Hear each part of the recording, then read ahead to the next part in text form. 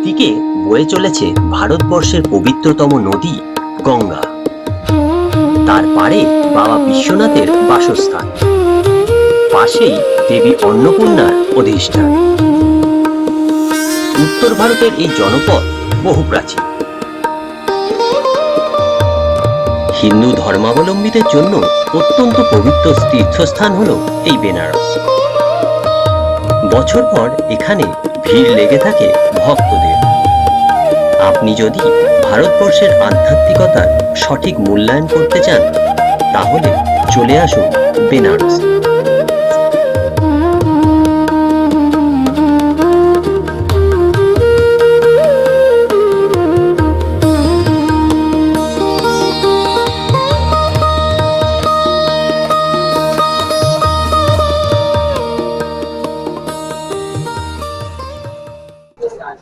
সুপ্রভাত বন্ধুরা, এখন ঘড়ির কাঁটা বলছে সময় ভোর 6:30। আমরা বেরিয়ে পড়েছি বেনারসের রাস্তায়, আর এখন আমরা চলেছি বাবা কাল ভৈরবের মন্দিরের দিকে। তো শুনেছি সেই মন্দিরে প্রচুর লাইন পড়ে, তো আমরা আজকে সকাল সকাল বেরিয়ে পড়েছি। আর দেখতে পাচ্ছেন বেশিরভাগ দোকানই খোলেনি এখনো। তো আমরা এগিয়ে চলেছি বাবা কাল ভৈরবকে দর্শন করতে। বলা হয় এই বেনারসের রক্ষক হলেন বাবা কাল ভৈরব। হিন্দু ধর্মেতে একটি প্রথা রয়েছে, কাশীতে এসেই প্রথমে বিশ্বনাথ দর্শন নাকি করতে নেই। কথিত আছে কাশীর রক্ষাকর্তা বা কোতোয়াল হলেন বাবা কাল ভৈরব। আগে সেখানেই পুজো দিতে হয়, তাই সকাল সকাল বেরিয়ে পড়লাম সেদিকেই। আমার হোটেল থেকে এই মন্দিরের দূরত্ব প্রায় 1.5 কিলোমিটার। মন্দিরটি বারাণসীর বিশ্বেশ্বরগঞ্জ এলাকায় অবস্থিত।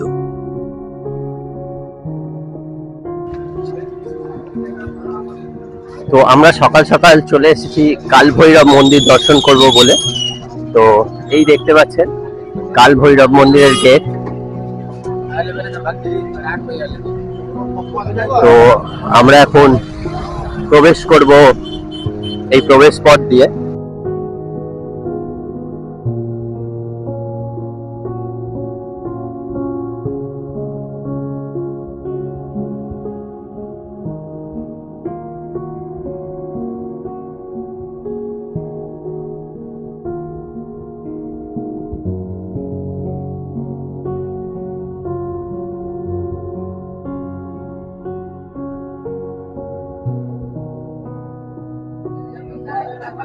এই সামনেই হচ্ছে বাবা কাল ভৈরবের মন্দির।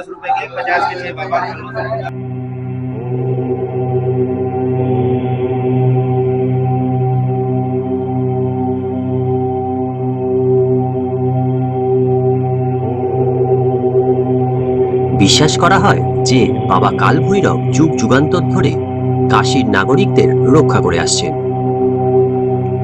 বর্তমান মন্দিরটি 17 শতকে নির্মিত হয়েছিল বলে মনে করা হয়। ভক্তরা এখানে মূলত কাল ভৈরবকে পুজো করেন, যিনি শিবেরই এক ভয়ঙ্কর রূপ। এই কাল ভৈরব মন্দির সকাল 5টা থেকে দুপুর 1:30 পর্যন্ত এবং বিকেল 4টে থেকে রাত 9:30 পর্যন্ত খোলা থাকে।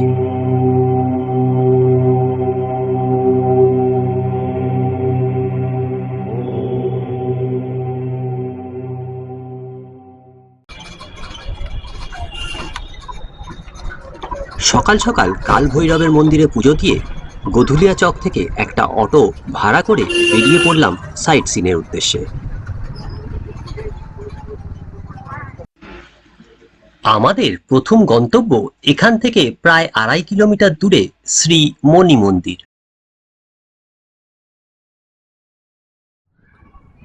এই বেনারস হলো মাতা পার্বতী এবং দেবাদিদেব মহাদেবের আবাস স্থল। তো এখানেই তিনি বসবাস করেন পবিত্র গঙ্গা নদীর ধারে।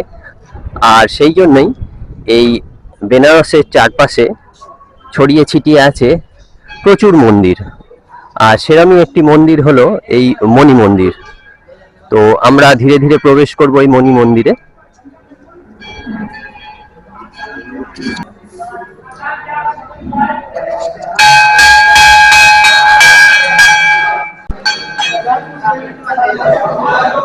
এখানে প্রবেশ পথেই দেখতে পাচ্ছেন একটি বিশাল শিবলিঙ্গ। মন্দিরে প্রবেশ করা মাত্রই আপনার চোখে পড়বে গ্রানাইট পাথরের তৈরি এই বিশাল শিবলিঙ্গ। 1940 সালে নির্মিত এই মণি মন্দিরটি ভগবান রামের দরবারের আদলে নির্মিত হয়েছে। এই মন্দিরের প্রধান আকর্ষণ এখানে মোট 151টি শিবলিঙ্গ আছে।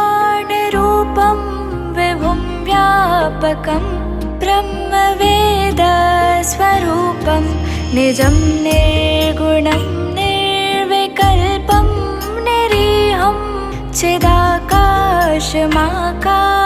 এছাড়াও সারা মন্দির জুড়ে রয়েছে মার্বেল পাথরের তৈরি আরো অনেক দেবদেবীর মূর্তি।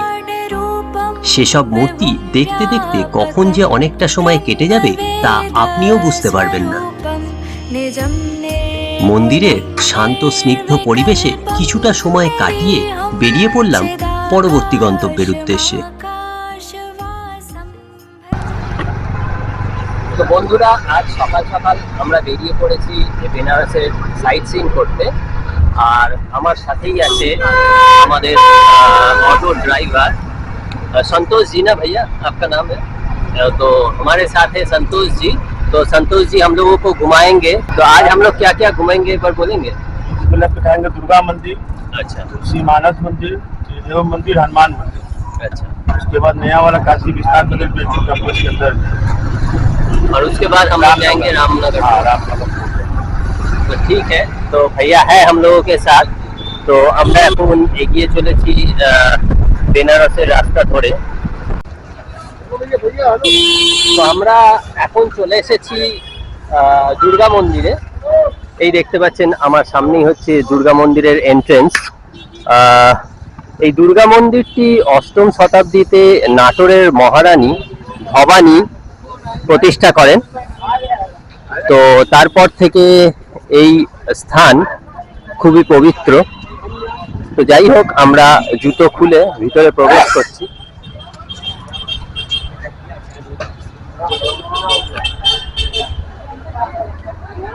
তো এখানে দেখতে পাচ্ছেন দুদিকে প্রচুর দোকান, ডালাও পাওয়া যায় এখান থেকে এবং বিভিন্ন সামগ্রী লেবার দোকান এখানে।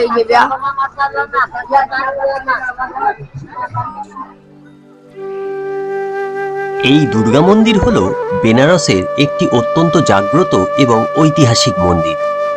সম্পূর্ণ মন্দিরটি লাল পাথরের তৈরি। আর এই দুর্গা মন্দিরের পিছনেই রয়েছে একটি জলাশয় যা দুর্গাকুণ্ড নামে পরিচিত।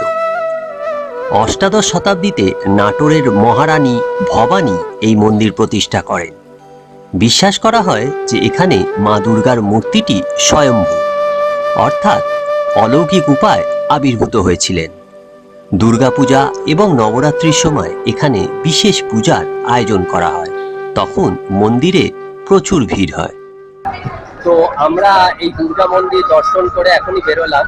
তো ভেতরে যেহেতু ক্যামেরা এবং মোবাইল অ্যালাউ নেই, তাই আপনাদের জন্য ছবি তুলতে পারিনি।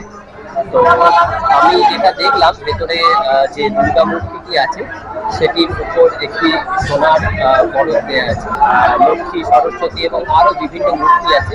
খুবই সুন্দর মন্দিরটি। আর এই দুর্গা মন্দিরের পিছনেই আছে দুর্গাকুণ্ড বলে একটি জলাশয়। আর সেই জলাশয়ের নাম অনুসারে এই জায়গাটির নাম হচ্ছে দুর্গাকুণ্ড। যাই হোক, খুব ভালোভাবে দর্শন করলাম। আর আমার দেখতে পাচ্ছেন একটি লকার রুম আছে। তো আপনারা এই মন্দিরে এলে এই লকার রুমে মোবাইল এবং ক্যামেরা জমা রাখতে পারবেন। তারপর আপনারা ঢুকে যাবেন দুর্গা মন্দির দর্শন করতে। তো জয় মা দুর্গা বলে আমরা এখন এগিয়ে যাচ্ছি পরবর্তী গন্তব্যের উদ্দেশ্যে। আমরা দুর্গা মন্দির দেখে এলাম। আর তার থেকে মাত্র 100 মিটার দূরেই হচ্ছে তুলসী মানস মন্দির। এই আমার পিছনেই দেখতে পাচ্ছেন তুলসী মানস মন্দির। তো আমরা এখন প্রবেশ করতে চলেছি এই তুলসী মানস মন্দিরের ভিতরে। তুলসীদাসের স্মৃতিতেই এই মন্দির। দেখুন সামনে লেখা আছে শ্রী সত্যনারায়ণ তুলসী মানস মন্দির। খুবই সুন্দর জায়গাটি, ওয়েল মেনটেন।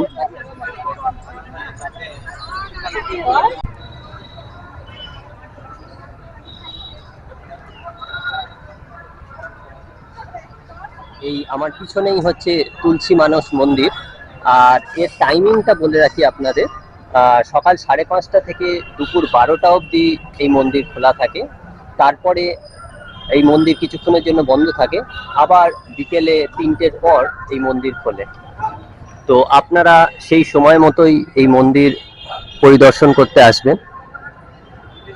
তো আমরা এখন প্রবেশ করছি এই তুলসী মানস মন্দিরের গর্ভগৃহে।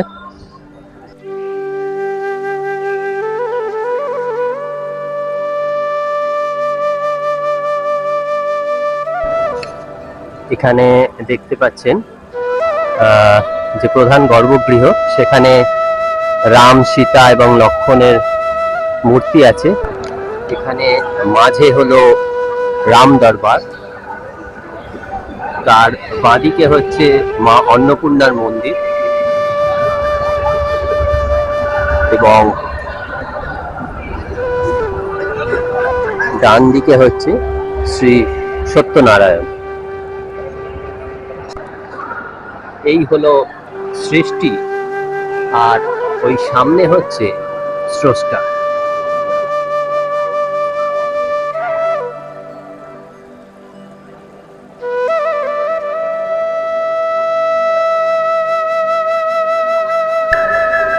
তো বন্ধুরা, আমরা এখন বেনারসের তুলসী মানস মন্দিরের অন্দরমহলে। আর এই মন্দিরটি হচ্ছে ভগবান রামচন্দ্রকে উৎসর্গীকৃত একটি মন্দির, এবং মনে করা হয় এই স্থানে বসেই মহাকবি তুলসীদাস রামচরিতমানস রচনা করেছিলেন। তো তার স্মৃতির উদ্দেশ্যেই এই মন্দির খুবই সুন্দর। আর দেখতে পাচ্ছেন এই মন্দিরের দেওয়ালে রামায়ণের বিভিন্ন পর্ব খোদিত করা আছে, এবং বিভিন্ন চিত্রের মাধ্যমে রামায়ণের প্রতিটি পর্ব সুন্দর করে দেখানো আছে। তুলসী মানস মন্দির দেখেই আমরা মোটামুটি 40-50 মিটার দূরেই হচ্ছে এই ত্রিদেব মন্দির। এই দেখতে পাচ্ছেন, এই সামনে হচ্ছে ত্রিদেব মন্দির। আমরা এখন প্রবেশ করতে চলেছি এই ত্রিদেব মন্দিরের ভিতরে।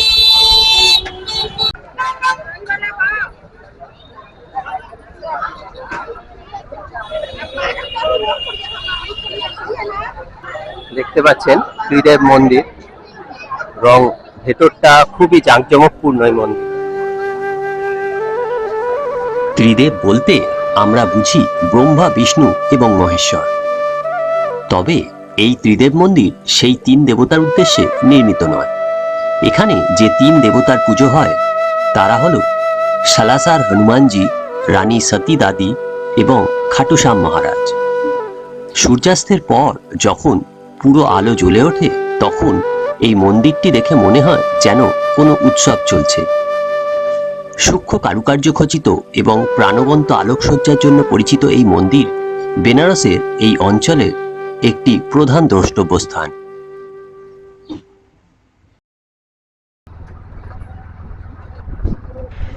এবারে আমাদের গন্তব্য ভারতবর্ষের বৃহত্তম ইউনিভার্সিটি ক্যাম্পাসগুলির মধ্যে অন্যতম বেনারস হিন্দু ইউনিভার্সিটি ক্যাম্পাস।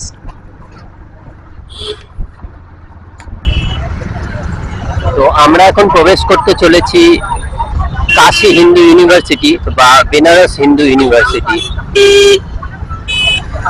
এই সামনেই দেখতে পাচ্ছেন মেন গেট।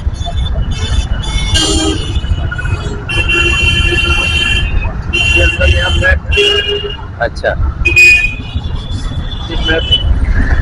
আর এখানে বেনারস হিন্দু ইউনিভার্সিটির ম্যাপটা দেয়া আছে, পুরো ক্যাম্পাসের মধ্যে কোথায় কি আছে। তো বন্ধুরা, আমরা এখন আছি হচ্ছে বেনারস হিন্দু ইউনিভার্সিটির ক্যাম্পাসের ভিতরে। তো আমাদের অটো চলেছে এই ক্যাম্পাসের রাস্তা ধরে।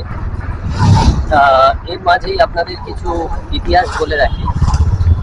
1916 সালে পণ্ডিত মদন মোহন মালব্য এই ইউনিভার্সিটি প্রতিষ্ঠা করেন, এবং এই ইউনিভার্সিটির ক্যাম্পাস এতটাই বড় যে মনে হচ্ছে এর ভেতরেই একটা শহর। এবং এই ক্যাম্পাসের ভিতরেই সবকিছু আছে একটি শহরে যা যা লাগে। এখানে মেডিকেল কলেজ আছে, এখানে পুরুষদের এবং মহিলাদের কলেজ আছে, এখানে মন্দির আছে। তো দেখতে পাচ্ছেন এখানে ল কলেজের সামনে দিয়ে আমরা পাস করছি। আর প্রচুর যেটা আছে সেটা হলো গাছগাছালি।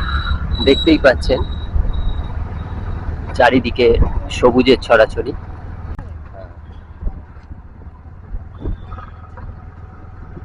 আর হ্যাঁ, ओल्ड वाला ही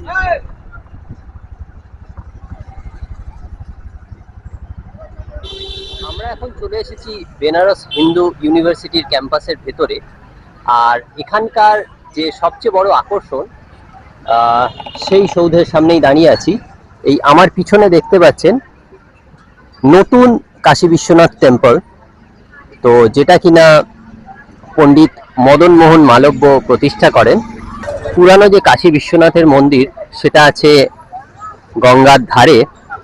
আর এখানে দেখতে পাচ্ছেন এখান থেকেই সেই মন্দিরের চূড়া দেখা যাচ্ছে, আছে নতুন কাশী বিশ্বনাথ মন্দির।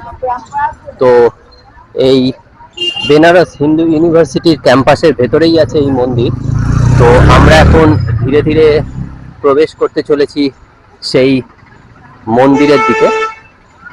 আর এই মন্দিরের যে চূড়ার উচ্চতা হচ্ছে ৭৭ মিটার এবং ভারতবর্ষে অবস্থিত মন্দিরগুলির মধ্যে উচ্চতম যেসব চূড়া আছে তার মধ্যে একটি হলো এই কাশী বিশ্বনাথ মন্দির। তো আমরা এখন এগিয়ে চলেছি সেই দিকেই এবং মন্দিরে ঢোকার মুখেই দেখতে পাচ্ছেন বিভিন্ন দোকান আছে, এরা ডালা সাজিয়ে বসে আছে। আপনারা পুজো দিতে চাইলে এখান থেকে ডালা সংগ্রহ করে নিতে পারেন।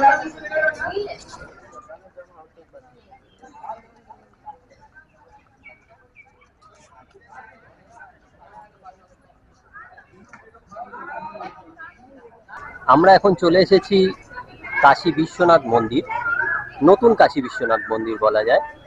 বেনারস হিন্দু ইউনিভার্সিটির ভিতরে এই কাশী বিশ্বনাথ মন্দির। পণ্ডিত মদন মোহন মালব্য এই মন্দিরটি প্রতিষ্ঠা করেন এবং ঠিক মন্দিরের সামনেই দেখতে পাচ্ছেন পণ্ডিত মদন মোহন মালব্যের একটি মূর্তি আছে। তো ওনাকেই বলা হয় এই বেনারস হিন্দু ইউনিভার্সিটির ফাউন্ডার। এই হলো পণ্ডিত মদন মোহন মালব্যের মূর্তি। আর তার ঠিক উল্টো দিকে হচ্ছে নতুন কাশী বিশ্বনাথ মন্দির। এই মন্দিরটি ভারতবর্ষে যে সকল উঁচু চূড় বিশিষ্ট শিব মন্দির আছে তার মধ্যে অন্যতম। দেখতে পাচ্ছেন কতটা উঁচু এই মন্দির। আর এখানে দেখুন মন্দিরের প্রবেশ পথে লেখা আছে যে এই মন্দির ভোর 4টে থেকে দুপুর 12টা অবধি খোলা থাকে এবং তারপর আবার দুপুর 1টা থেকে রাত 9টা অবধি খোলা থাকে। মাঝে 12টা থেকে দুপুর 1টা অবধি এই মন্দির বন্ধ থাকে। বেনারসে গঙ্গার ধারে যে কাশী বিশ্বনাথ মন্দির আছে সেই মন্দিরের অনুকরণেই তৈরি এই নতুন বিশ্বনাথ মন্দির। তো আমরা এখন প্রবেশ করতে চলেছি এই মন্দিরে। नमामि शमीशान निर्वाण रूपं विभुं व्यापकं ब्रह्मवेदस्वरूपं निजं निर्गुणं निर्विकल्पं निरीहं चिदाकाशमाकाशवासं भजेऽहं निराकारमोङ्कारमूलं तुरीयं गिराज्ञानगोतीतमीशम्। বেনারস হিন্দু ইউনিভার্সিটি ক্যাম্পাসের ভিতরে আছি আমরা। আর এর আগেই আমরা দেখে এসেছি নতুন কাশী বিশ্বনাথ মন্দির। আর কাশী বিশ্বনাথ মন্দির দেখার পর আমরা চলে এসেছি ভারত কলা ভবন। এই দেখতে পাচ্ছেন ভারত কলা ভবন, এটা একটা আর্ট মিউজিয়াম। এই বেনারস হিন্দু ইউনিভার্সিটির ক্যাম্পাসের ভিতরেই এই মিউজিয়াম। তো আমরা এখন ধীরে ধীরে প্রবেশ করতে চলেছি এই মিউজিয়ামের ভিতরে। আর যেমন আপনাদের বলছিলাম, এই বেনারস হিন্দু ইউনিভার্সিটিটা বিশাল ক্যাম্পাস, প্রায় 1300 একর জমির ওপর তৈরি এই ইউনিভার্সিটি। আর এখানে এই সামনেই হচ্ছে রিসেপশন, তো আমরা সেদিকেই যাব। জানি না ভেতরে ক্যামেরা অ্যালাউ করবে কিনা। তো এই ক্যাম্পাসটা আমি একটু ঘুরে আপনাদের দেখিয়ে দিচ্ছি। এখানেও দেখুন বাগানগুলো সুন্দরভাবে মেনটেন করা আছে। আর এইদিকে হলো এই কলা ভবনের বিল্ডিং।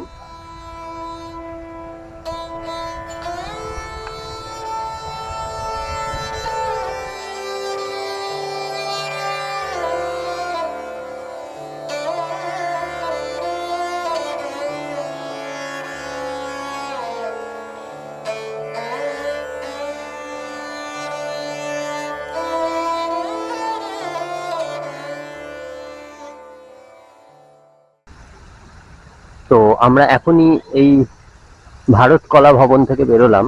তো এর ভিতরে যেহেতু ক্যামেরা অ্যালাউ ছিল না, তাই ভেতরের ছবি আপনাদের দেখাতে পারিনি। আর এটাই স্বাভাবিক, যে কোনো মিউজিয়ামের ভেতরে ছবি তোলা যায় না। তবে আমরা ঘুরে এসেছি আর সেই অভিজ্ঞতা আপনাদের সাথে শেয়ার করব। তো প্রথমেই বলি, এই ভারত কলা ভবন এই বেনারস হিন্দু ইউনিভার্সিটির একটি মাস্ট সিন স্পট। তো আমরা যখন অটো বুক করেছিলাম, তো অটোর দাদা আমাদের বলেছিল যে এখানে শুধু নতুন কাশী বিশ্বনাথ মন্দিরই দেখাবে, কিন্তু আমি জোর করে ওনাকে বললাম যে এটাও দেখবো। তো সেই জন্য আমাদের নিয়ে এসছে। নর্মালি অটো ড্রাইভাররা এখানে নিয়ে আসে না, কারণ এখানে প্রচুর সময় যায়। আর ভিতরে মানে খুব ভালো এই মিউজিয়াম। আমি অনেক জায়গায় মিউজিয়াম দেখেছি, এর কালেকশন খুব ভালো। প্রচুর জিনিস আছে এখানে। গুপ্ত সাম্রাজ্য, তারপর শক সাম্রাজ্য, হুন সাম্রাজ্য, প্রত্যেকটি ডাইনাস্টির বিভিন্ন জিনিসপত্র এখানে আছে দেখলাম। এবং তার সাথে মহেঞ্জোদারো হরপ্পার যে সিন্ধু সভ্যতা, সেই সিন্ধু সভ্যতায় পাওয়া বিভিন্ন স্কাল্পচার এখানে রাখা আছে। এছাড়াও বিভিন্ন সময়ের কয়েন, সোনার কয়েন, রূপোর কয়েন, এইসবেরও কালেকশন এখানে আছে। এছাড়া একটি গ্যালারি আছে, প্রচুর পেন্টিং সেখানে, মানে দেখে শেষ করা যায় না এত পেন্টিং। এবং আরেকটি এখানে গ্যালারি আছে, যেটি হচ্ছে এখানকার যে প্রতিষ্ঠাতা পণ্ডিত মদন মোহন মালব্য, তার উপরেও একটি গ্যালারি আছে। তো সব কিছু মিলিয়ে এই মিউজিয়াম দেখতে আপনাদের মোটামুটি 40 মিনিট থেকে 1 ঘন্টা মতো সময় লাগবে। তো আপনারা এখানে এলে হাতে অবশ্যই সময় নিয়ে আসবেন এবং ভালোভাবে জিনিসগুলো খতিয়ে দেখবেন, কারণ এই সব জিনিসের কালেকশন রাখা হয়েছে আপনাদেরই জন্য। আর এখানে ঢোকার জন্য টিকিটও আছে, আর এই টিকিটের মূল্য হচ্ছে 20 টাকা প্রতিজন। আর এখানে লকার রুমেরও ব্যবস্থা আছে, যেখানে আপনারা আপনাদের ক্যামেরা, মোবাইল এবং ব্যাগপত্র রেখে দিতে পারেন। তবে এখানে সব জায়গায় দেখছি লকার রুমের খুব সুন্দর একটা ব্যবস্থা, এরা লকারের চাবি আপনাকে দিয়ে দেয়। তো আপনারা সেই চাবি খুলে লকারে জিনিস রেখে আবার চাবি আপনাদের কাছেই রেখে দেবেন, এবং ফিরে এসে আপনারা নিজের জিনিস চাবি খুলে বের করে নিতে পারবেন। তো খুবই সুন্দর ব্যবস্থা এখানে। যদিও এই বেনারসে দেখছি প্রচুর মানুষের আনাগোনা, কিন্তু এখানে ব্যবস্থাপনা কিন্তু খুব ভালো, এবং প্রত্যেকটি জায়গায় খাবার জলের ব্যবস্থা এবং টয়লেট আছে। তো কোনো অসুবিধা নেই। এবার আমরা এই বেনারস হিন্দু ইউনিভার্সিটির ক্যাম্পাস থেকে বেরিয়ে যাব।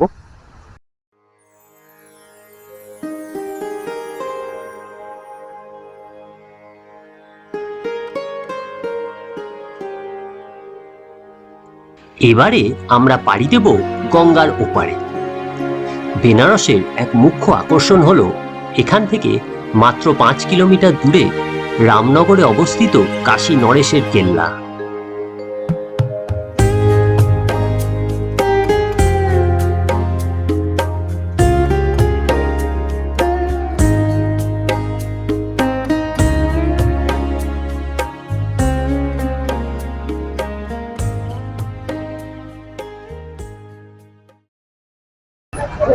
আমরা এখন চলে এসেছি বেনারস থেকে 8 কিলোমিটার দূরে রামনগর ফোর্টে।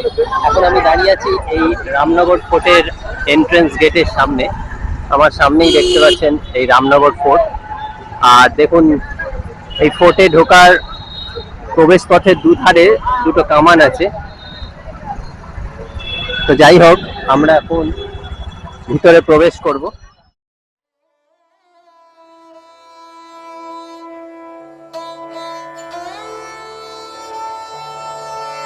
ভারতবর্ষে বিভিন্ন স্থানে অনেক কেল্লা দেখেছি, তাদের তুলনায় এই কেল্লা অনেকটাই ছোট। তবে কেল্লার ভেতরটি পরিপাটি করে সাজানো, আর এর অন্যতম প্রধান আকর্ষণ হলো এর ভেতরের সংগ্রহশালা বা মিউজিয়াম। তো বন্ধুরা, আমরা চলে এসেছি এখন রামনগর ফোর্টের ভিতরে। আর এই ফোর্টের ভিতরে ঢুকেই বাঁ হাতে হচ্ছে টিকিট কাউন্টার।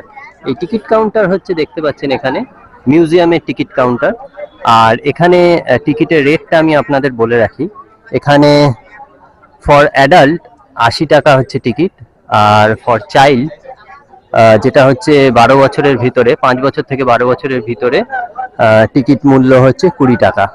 আর ফরেনারদের জন্য টিকিট মূল্য হচ্ছে 200 টাকা। তো আমরা টিকিট নিয়েছি। তো এটা বিকেল 6টা অবধি খোলা থাকে। তো এখানে দেখতে পাচ্ছেন দুটো কামান রাখা আছে। আর 1750 খ্রিস্টাব্দে তৎকালীন কাশীর রাজা বলবন্ত সিং এই ফোর্টটি তৈরি করেন। তো সেই রাজারই বংশধর বর্তমানে এখানে বসবাস করে। আর সেই জায়গাটা, যেই অংশে উনি বসবাস করেন, সেই জায়গাটা ঢোকার রেস্ট্রিকশন আছে। তো আমরা বাকি অংশটা ঘুরে ঘুরে দেখব। আর প্রথমেই আমাদের ঢুকতে হবে এই প্রবেশ দ্বার দিয়ে। টিকিট কাউন্টারের পাশ দিয়েই হচ্ছে ঢোকার জায়গা। 1750 খ্রিস্টাব্দের তৎকালীন বেনারসের মহারাজা রাজা বলবন্ত সিং তৈরি করিয়েছিলেন এই কেল্লা। স্থানীয় মানুষজনদের থেকে জানতে পারলাম বর্তমানে এই রামনগর ফোর্টেরই একটি অংশে বসবাস করেন বেনারসের এখনকার মহারাজা অনন্ত নারায়ণ সিং।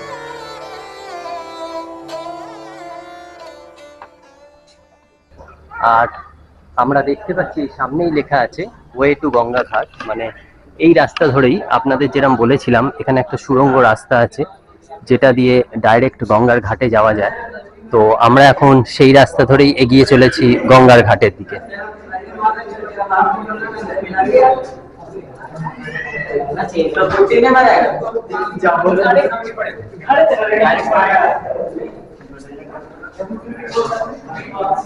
আগেকার দিনে শত্রুরা আক্রমণ করলে রাজার নির্দেশে এই সুড়ঙ্গ পথেই গঙ্গায় বেরিয়ে সেখান থেকে নদীপথে পাড়ি দিত রাজ পরিবারের সদস্যরা।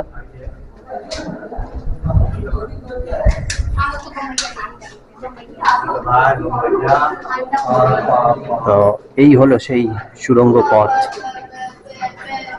এই রাস্তা গেছে একদম গঙ্গা নদীর ধারে।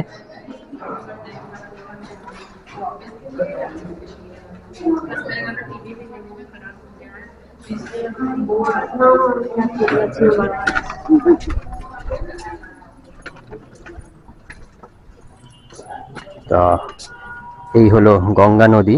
এইটা ছিল হচ্ছে মেন গেট, ছোট এখানে এখানে রাজা।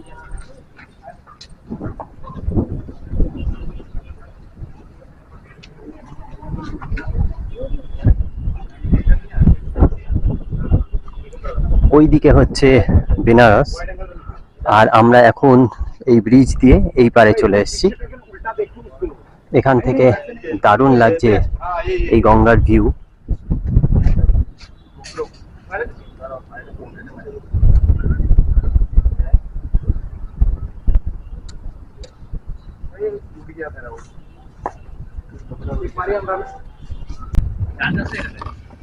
যদিও আকাশে এখন সূর্যদেব প্রকট হয়ে আছেন, কিন্তু তবুও এত রৌদ্রের মধ্যেও এখানে দাঁড়িয়ে দারুণ একটা ফিলিংস আসছে।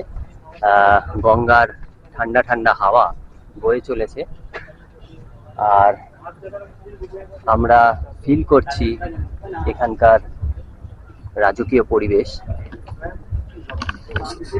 আর এই দেখতে পাচ্ছেন রামনগর ফোর্ট, রামনগর ফোর্টের অপরূপ দৃশ্য। গঙ্গার ঘাটেই অবস্থিত এই রামনগর ফোর্ট।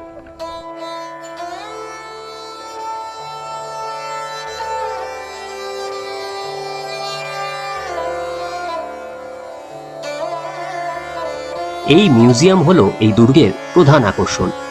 এই মিউজিয়ামে রয়েছে পুরনো গাড়ি ও পালকি, হাতির পিঠের রূপোর হাওদা, পুরনো আমলের আমেরিকান ভিনটেজ গাড়ি, রাজপরিবারের তরোয়াল, পুরনো বন্দুক, যুদ্ধের বিভিন্ন সাজসজ্জাও সংরক্ষিত রয়েছে এই মিউজিয়ামে।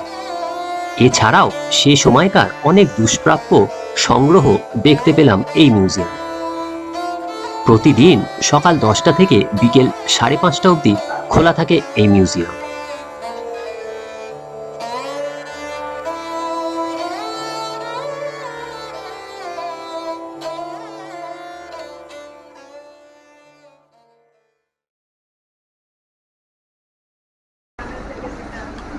তো বন্ধুরা, বেনারসে যখন এসছি লস্যি তো খেতেই হবে। আর এখানকার বিখ্যাত হলো এই রামনগর ফোর্টের পাশেই আছে যে রাবড়ি লস্যি। এখানে কয়েকটা দোকান আছে, সবগুলো দোকানই ভালো। তো তার মধ্যে আমাদের ড্রাইভার সাহেব নিয়ে এসছেন এই দ্বারিকা লস্যি সেন্টারে। তো আমরা এখন লস্যি টেস্ট করব এখানে। এর আগে বেনারসে লস্যি খেয়েছি, আর এখানে লস্যি শুনেছি খুব ভালো। তো এখানে আমরা লস্যি টেস্ট করব।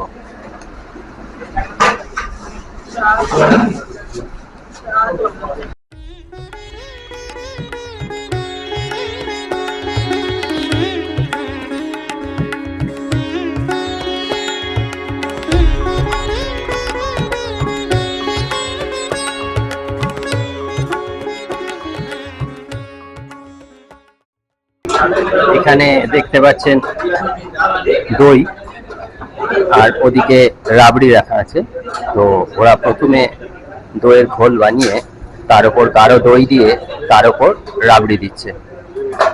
এটাই হলো বেনারসের বিখ্যাত রাবড়ি লস্যি। এখানে দেখতে পাচ্ছেন প্রতি গ্লাস লস্যি হচ্ছে 60 টাকা করে। এরা মাটির ভাঁড়ে দেয়, এটা খুব ভালো ব্যাপার। ন্যাচারাল প্রোডাক্টের মধ্যে এই খাবার স্বাদই আলাদা। আর এখানে দেশি ঘিও পাওয়া যায়, 720 টাকা প্রতি কিলো।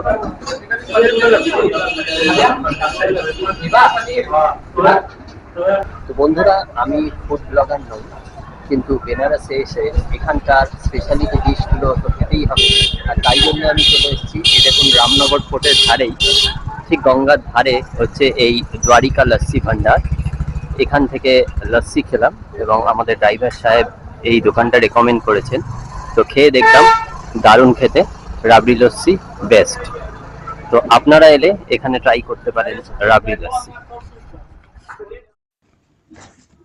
সারাদিন বেনারসের দর্শনীয় স্থানগুলি দেখে ফিরে এলাম হোটেলে।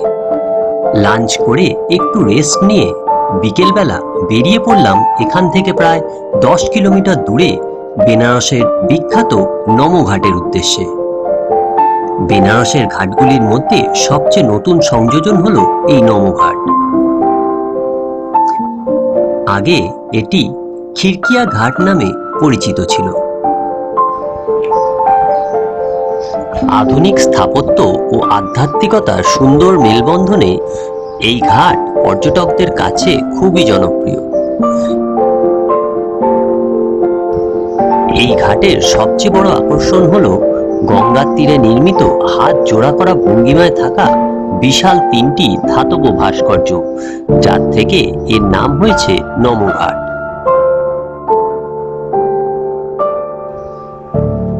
প্রায় 21,000 বর্গমিটার এলাকা জুড়ে বিস্তৃত এই ঘাট। চারিদিকে রঙিন আলোর রোশনাই, সামনে পবিত্র গঙ্গা, আর প্রচুর আমোদ প্রমোদের উপকরণের মাধ্যমে প্রিয়জনের সাথে সময় কাটানোর সেরা ঠিকানা হতে পারে এই নবনির্মিত নমো ঘাট। সন্ধেটা কখন যে কেটে গেল টেরই পেলাম না। পা বাড়ালাম অটোর দিকে। গন্তব্য হোটেল।